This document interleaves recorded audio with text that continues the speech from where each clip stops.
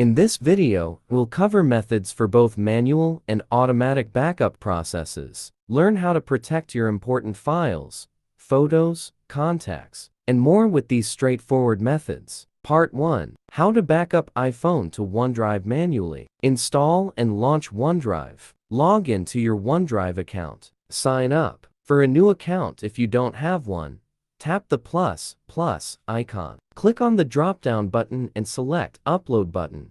Choose the photos or videos you want to upload. Part 2. How to backup iPhone photos to OneDrive automatically. Download and install from the App Store.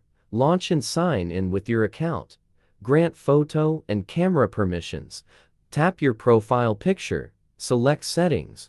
Enable camera upload to automatically backup photos. Part 3. A better way to backup iPhone data on computer. Mobikin Assistant for iOS is the ultimate solution for securely backing up your iPhone data on your computer. This user-friendly software offers a seamless and efficient safeguard of your valuable photos, videos, contacts, messages, and more. Step-by-step guide to use Assistant for iOS to back up iPhone on computer. Step 1. Connect your iPhone to PC. Step 2.